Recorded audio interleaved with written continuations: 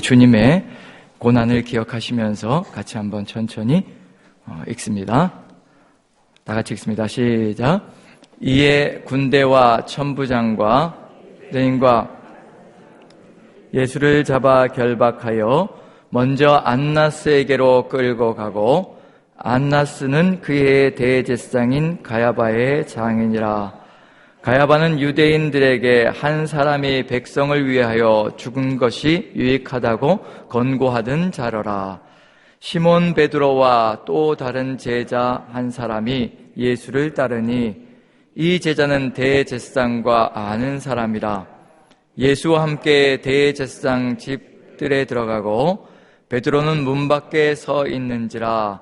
대제사장을 아는 그 다른 제자가 나가서 문 지키는 여자에게 말하여 베드로를 데리고 들어오니, 문 지키는 여종이 베드로에게 말하되 너도 이 사람의 제자 중 하나가 아니냐 하니, 그가 말하되 나는 아니라 하고, 그때가 추운 고로 종과 아랫사람들이 불을 피우고 서서 쬐니 베드로도 함께 서서 쬐더라. 대제사장이 예수에게 그의 제자들과 그의 교훈에 대하여 물으니, 예수께서 대답하시되 내가 드러내놓고 세상에 말하였노라. 모든 유대인들이 모이는 회당과 성전에서 항상 가르쳤고 은밀하게는 아무것도 말하지 아니하였거늘 어찌하여 내게 묻느냐? 내가 무슨 말을 하였는지 들은 자들에게 물어보라. 그들이 내가 하던 말을 아느니라. 이 말씀을 하심에 곁에 섰던 아랫사람 하나가 손으로 예수를 쳐 이르되 내가 대제사장에게 이같이 대답하느냐 하니, 예수께서 대답하시되 내가 말을 잘못하였으면 그 잘못한 것을 증언하라 하였으면 내가 어찌하여 나를 치느냐 하시더라. 안나스가 예수를 결박한 그대로 대제사장 가야바에게 보내니라. 시몬 베드로가 서서 불을 쬐더니 사람들이 묻되 너도 그 제자 중 하나가 아니냐? 베드로가 부인하여 이르되 나는 아니라 하니, 대제사장의 종 하나는 베드로에게 귀를 잘린 사람의 친척이라 이르되 내가 그 사람과 함께 동산에 있는 것을 내가 보지 아니하였느냐? 이에 베드로가 또 부인하니 곧 닭이 울더라. 아멘. 우리 묵상하셨으면 같이 한번 말씀을 나눠봅니다. 고난주가 되면 늘 어떠신지 모르겠지만 저는 더 긴장이 되는 것 같습니다. 어찌하면 더 우리 주님의 고난을 더 생생하게 더 잘 증거하여서 우리 마음속에 그 주님의 사랑이 가득 들어차고 은혜가 가득 들어차 또 우리에게 주어진 삶을 살아갈 수 있을까? 저뿐만 아니라 우리 형제자매님들에게도 그 고난, 주님의 그 사랑과 은혜가 얼마나 더 크게 와닿을 수 있을까? 이제 그런 어떤 마음들 때문에 더 긴장이 되는 것 같고요. 더 마음이 무거워진다라는 느낌이 듭니다. 주님의 고난도 고난이지만 우리가 또 그 길을 따라가야 된다는 그런 소명감도 이 안에 같이 들어가 있기 때문에 더 큰 무거운 것이 아닌가라는 생각이 듭니다. 그러면서 오늘 내용도 어제의 연장선상에 있다는 거 읽으시면서 이제 짐작이 가시겠지만 제자들의 이야기로 예수님의 이야기가 중심에 들어가서 테두리가 제자들의 이야기로 감싸여진다는 거.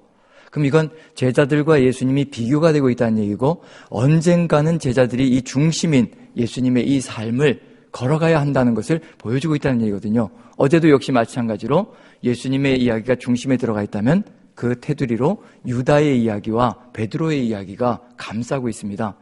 유다의 이야기는 계속해서 돈을 쫓아가는 삶으로 결국은 예수님을 먼저 배반하고 그리고 세상으로 나아가 세상과 결탁되어진 그런 모습을 보여주고 있습니다. 돈이 앞서고 즉 우리 인생에서 세상 것이 앞서기 시작하면 예수님과 멀어질 수밖에 없고 예수님을 버릴 수밖에 없다는 것, 그리고 끝내는 배신할 수밖에 없다는 것을 그대로 보여주고 있습니다. 바울의 동역자 중엔 한 명인 데마라는 사람이 있습니다. 바울이 탄식하며 하는 말이 데마는 세상을 사랑하여 나를 버리고 데살로니가로 가버렸다. 동역자였는데 성령의 사람이었는데 그런데 어느 날 세상을 사랑하여 동역자를 버리고 가버리는 역사가 펼쳐진다는 겁니다.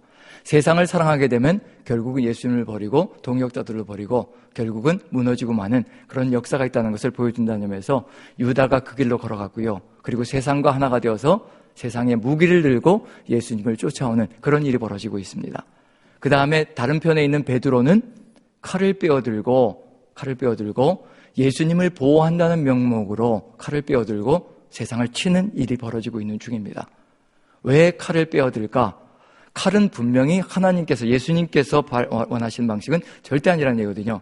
칼을 빼어들었다는 얘기는 뭐냐면 예수님께서 원하시는 방식이 아니라는 점에서 뭔가 다른 것을 보호하기 위한, 예수님을 보호하는 것이 아니라 보혜사는 성령님이 우리의 보혜사이시고요. 예수님께서 우리의 보혜사가 되십니다. 우리가 예수님을 보호하는 것이 아니라 예수님께서 우리를 보호해 주시는 존재라는 것이 분명합니다. 그런데 세상에 칼을 빼어들었다는 것은 내가 원하는 것이 있고 내가 지키고 싶은 것이 있고 내가 원하는 계획이 있다는 것을 분명히 보여주고 있는 중이고요.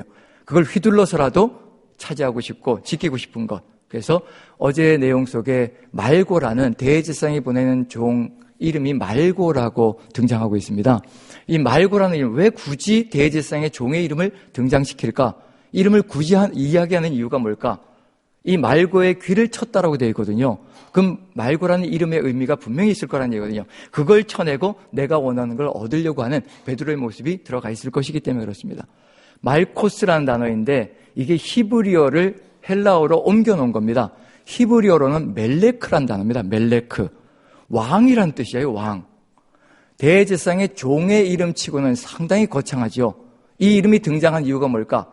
세상이 왕으로 차지하고 있는 것, 왕좌를 차지하고 누리고 있는 것, 그것을 베드로가 쳐내고 자신이 그것을 갖고 싶다는 의미가 그 안에 들어가 있다는 것. 어디를 차지하고 싶으냐면요, 세상의 왕좌를 차지하고 싶다는 그런 의미까지도 포함되어 있습니다. 예수님은 십자가로 가고 있는 중인데 제자들은 칼을 휘둘러가며 세상의 무기를 흉기를 휘둘러가며 결국은 차지하고 싶은 게 있는 것이죠. 우리에게도 역시 마찬가지일 수 있습니다. 이 두 사이에, 즉 예수님께서 가운데 위치하고 계신데 내가 근이라고 얘기하시며 세상을 따라가는 것이 아니라 하나님의 말씀을 따라 아버지께서 주신 잔을 내가 마시지 않겠느냐. 오직 하나님의 뜻을 이루시기 위해서 이 땅에 오신 주님, 그 주님이 삶의 중심이 되지 않는다면 우리는 언제 어디서든지 흔들릴 수 있고 무너질 수 있다는 거. 그래서 베드로가, 즉 유다는 세상을 쫓아가 버렸기 때문에 그 다음에 유다의 이야기는 나오지 않을 겁니다. 이제 누가 초점이 될 것이냐면요, 그래도 예수님께 붙어있는 존재, 유다는 예수님을 버리고 가버렸지만요, 베드로는 예수님께 붙어 있습니다.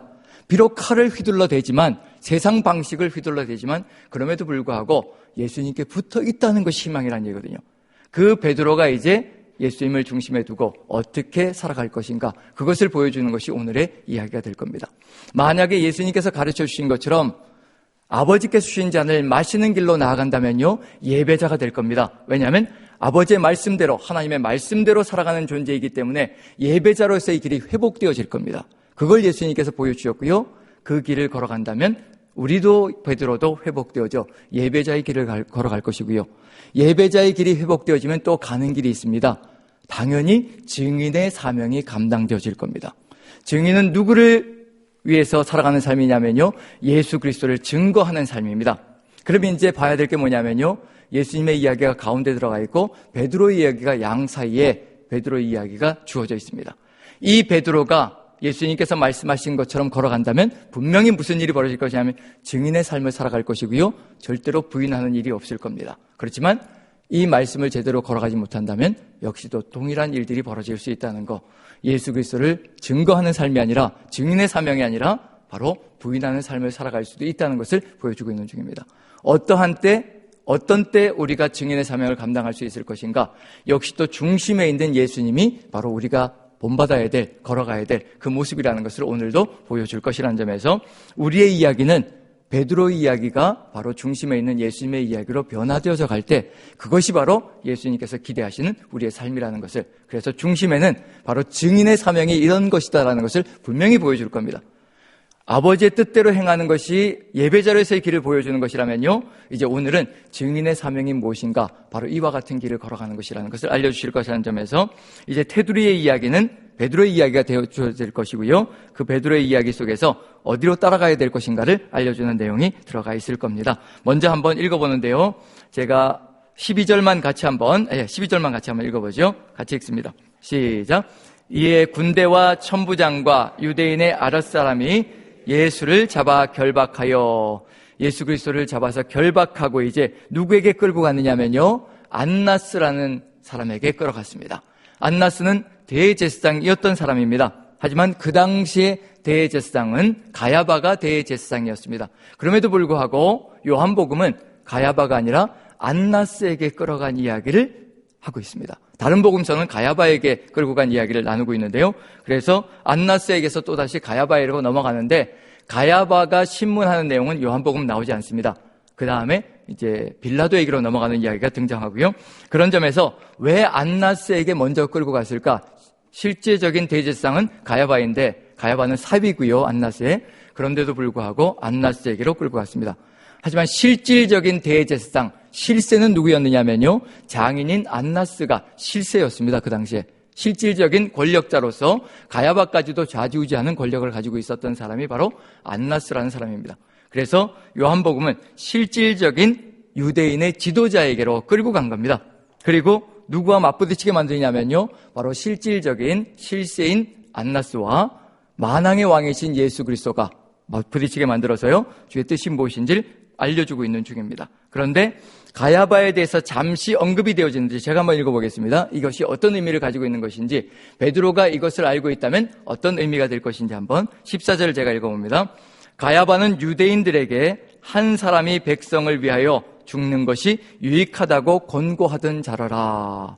이미 가야바는 선고를 내렸습니다. 예수님이 어떤 존재가 되어야 될 것인가에 대해서 선고를 내렸습니다. 그래서 가야바에게 굳이 예수님을 데려갈 필요가 없고요, 끌고 갈 필요가 없습니다.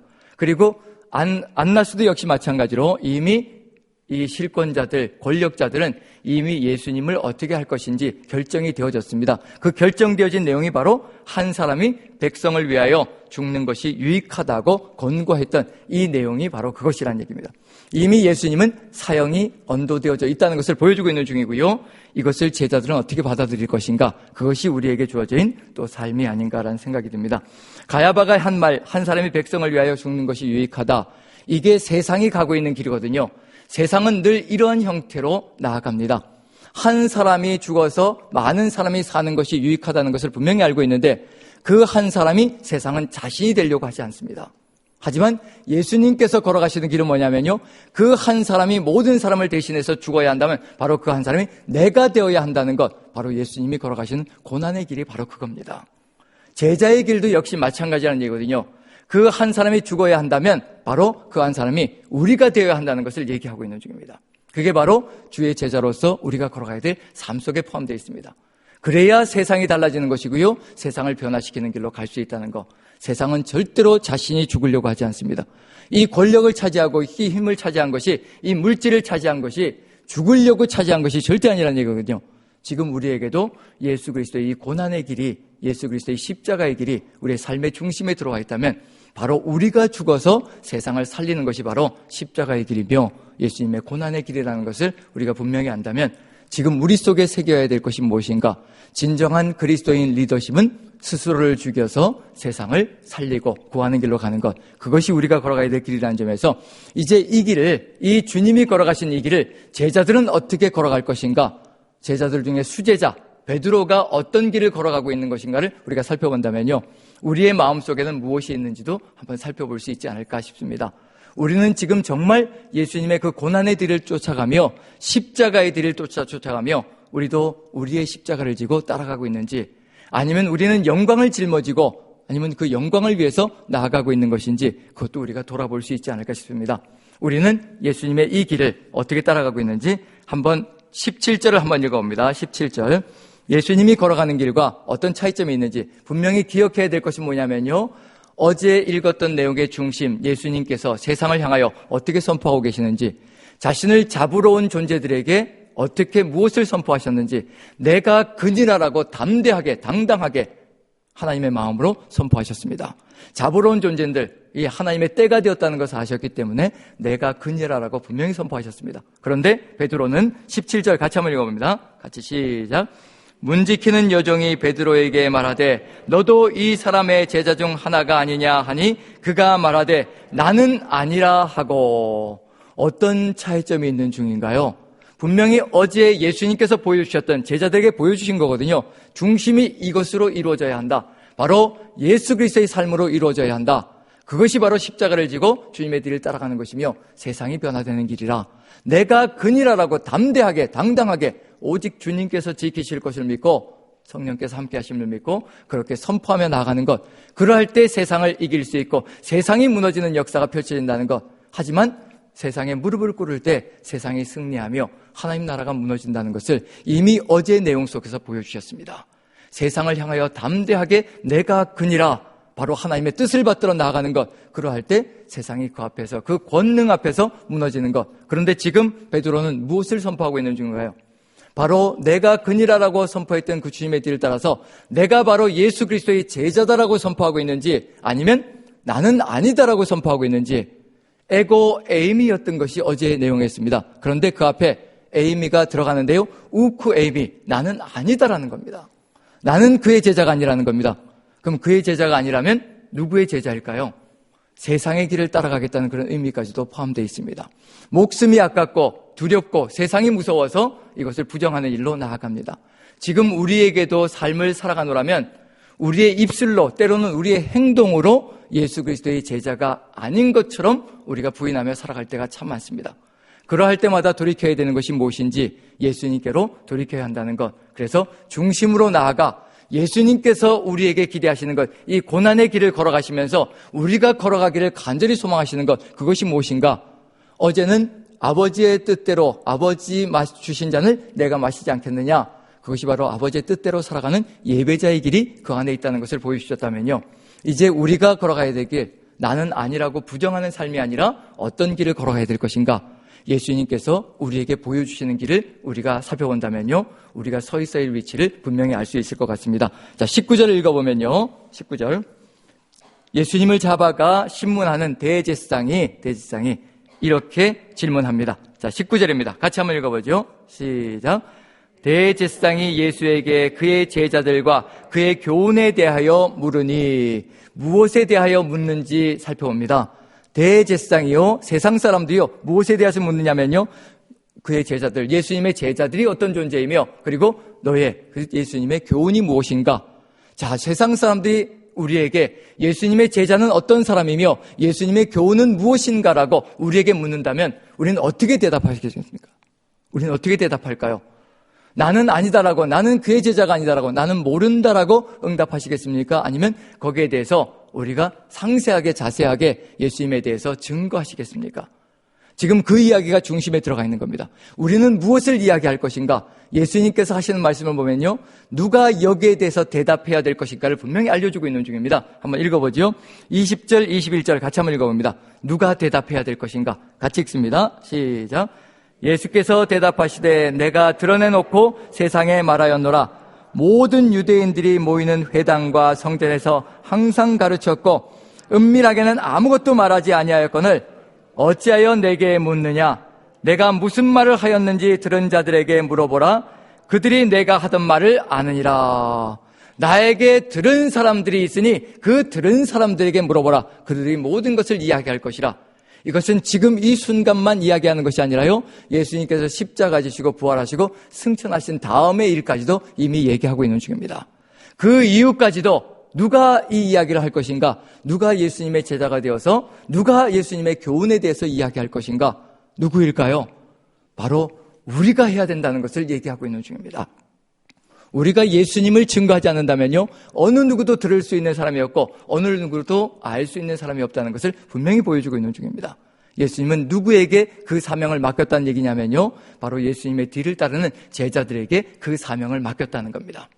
누가 오시면 가능할까요? 지금 이 순간에는 베드로가 부인하고 나아갔습니다. 첫 번째로 부인했습니다. 아직도 2번이 더 남아있을 겁니다. 끝까지 나는 아니다라고 부인할 겁니다. 나는 절대로 그 일을 걸어갈 수 없다. 무엇을 보았기 때문이냐면요, 예수님께서 신문당하시며 고난당하시고 매맞으시고 채찍 맞으시는 그 장면을 보았기 때문에 나도 저 지경이 될까봐 두려워서, 나도 저 꼴이 될까봐 무서워서 증인의 사명을 감당하지 못할 때가 참 많습니다. 그게 우리의 모습이거든요. 정말 진리를 따라 살아가다 보면 이 세상 속에서 정말 내가 원하는 것을 지킬 수가 있을 것인가, 그것이 우리 마음속에 늘 두려움으로 다가옵니다. 예수님의 말씀처럼 살다 보면, 이 십자가를 지고 끝까지 살아가다 보면 아무것도 남아나지 않을 것 같은, 내 생명은 물론이거니와 내 손에 쥐고 있는 것 그 어느 것도 남아날 것 같지 않은 그 두려움이, 공포가 끊임없이 무엇을 말하게 만드냐면요, 내가 그니라가 아니라 나는 아니다라는 선포를 하게 만드는 안타까운 일들이 벌어진다는 겁니다. 이게 바로 우리의 미약함이고 우리의 연약함이고 세상 속에 서 있는 우리의 연약함이라는 것을 보여주고 있는 중입니다.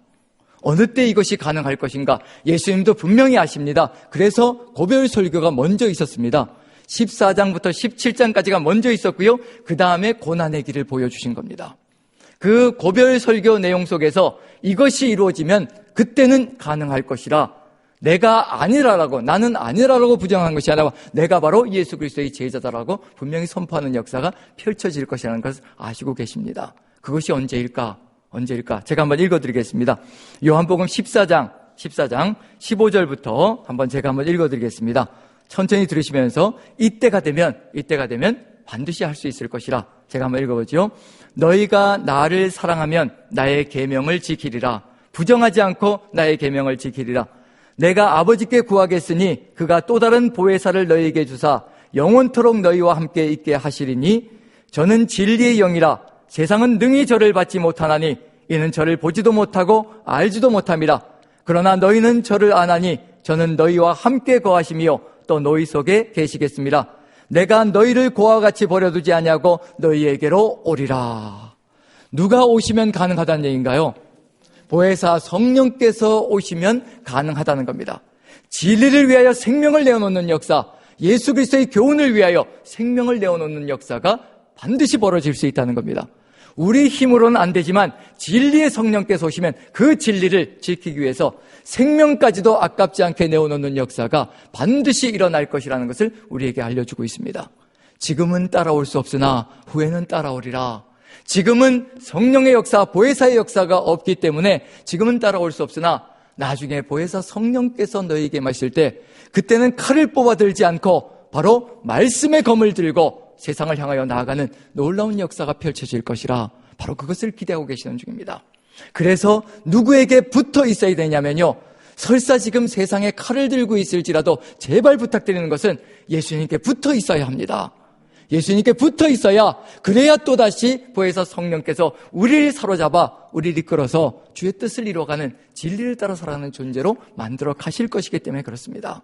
유다같이 세상을 사랑하여 결국 세상과 결탁하는 존재가 아니라, 그래도 세상에 칼을 들고 있을지라도 내 것을 보호하려고, 내 계획을 지키려고 설사 세상에 칼을 들고 있을지라도 오직 주 예수 그리스도께 붙어 있을 때 그게 희망이고 그게 미래가 될 수 있다는 것을 베드로는 우리에게 알려주고 있습니다. 부인한 건 마찬가지고요, 배신한 것은 마찬가지입니다. 유다도 예수님을 팔아치웠고요, 베드로도 예수님을 부인했습니다. 나는 아니라, 그의 제자가 아니라 그와 아무 관계가 없다. 복음서, 다른 복음서에는요, 저주하면서 부인했다라고 얘기를 합니다.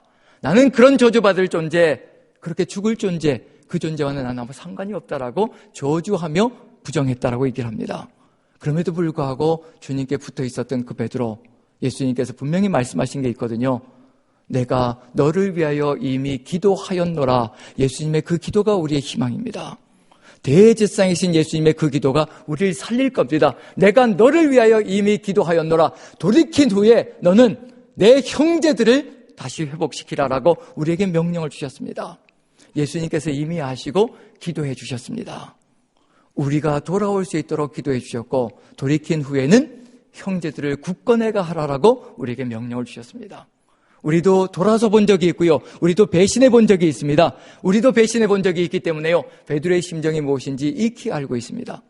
하지만 주님께서 우리를 지금도 이끌고 계시며 지금도 대제사장으로서 우리를 위해서 간절한 탄식의 기도로 우리를 위해서 기도 올리고 계시다는 것, 그것이 우리에겐 희망이 될 겁니다. 그래서 그 다음 부분에 나오는 이 내용도 이제 우리는 견뎌낼 수 있는 존재가 될 겁니다. 이렇게 예수님께서 진리에 대해서 얘기하셨습니다. 그런데 그 다음에 돌아오는 건 무엇일까요? 세상 속에서 돌아오는 건요, 이것밖에 없습니다. 같이 한번 읽어보죠. 22절 같이 읽습니다. 시작.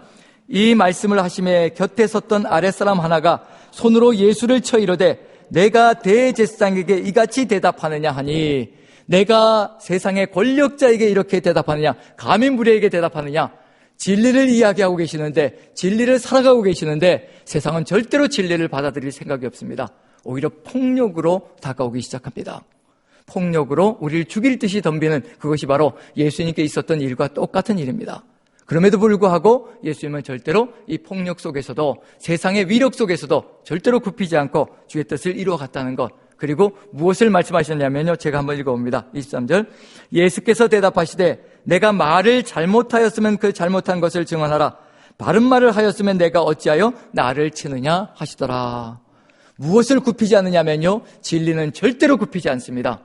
설사 폭력을 당하고 세상으로부터 고난을 당할지라도, 죽임을 당할지라도 무엇은 굽히지 않느냐면요, 내가 말을 잘못한 것이 있으면 그 말을 잘못한 것을 지적하라. 진리를 얘기하는데 왜 나를 치느냐? 진리를 절대로 굽히지 않습니다. 우리는 무엇을 보호하려고 했을 때가 많으냐면, 우리의 목숨줄을 지키기 위해서, 우리가 가지고 있는 것, 누리고 있는 것을 지키기 위해서 진리를 헌시착처럼 버릴 때가 참으로 많은데, 예수님께서는 목숨은 버릴지언정, 자신이 가진 모든 것들은 다 버릴지언정 절대로 진리를 버리지 않으십니다. 이게 우리가 걸어가야 될 삶의 길이고, 이게 바로 제자도라는 겁니다. 예수 그리스도의 증인이 된다는 것, 바로 진리를 절대 버리지 않는 그런 삶이 이루어져야 된다는 것을 우리에게 보여주고 있는 중입니다. 바로 이것을 누가 따라가야 될 길인가? 바로 베드로를 위시해서 우리 모두가 따라가야 될 길이라는 것을 알려주시고 계시는 중입니다. 그러면 이제 이것을 보여주셨으면 베드로는 어떤 길을 따라가야 될 것인가? 그런데 이렇게 또 테두리가 감싸여집니다. 마지막 부분을 한번 봅니다. 25절, 26절 한번 읽어보죠. 같이 한번 읽습니다. 시작. 시몬 베드로가 서서 불을 쬐더니 사람들이 묻되 너도 그 제자 중 하나가 아니냐? 베드로가 부인하여 이르되 나는 아니라 하니, 대제사장의 종 하나는 베드로에게 귀를 잘린 사람의 친척이라 이르되 내가 그 사람과 함께 동산에 있는 것을 내가 보지 아니하였느냐? 이에 베드로가 또 부인하니 곧 또 닭이 울더라. 닭이 울기 전에 3번 나를 부인할 것이라.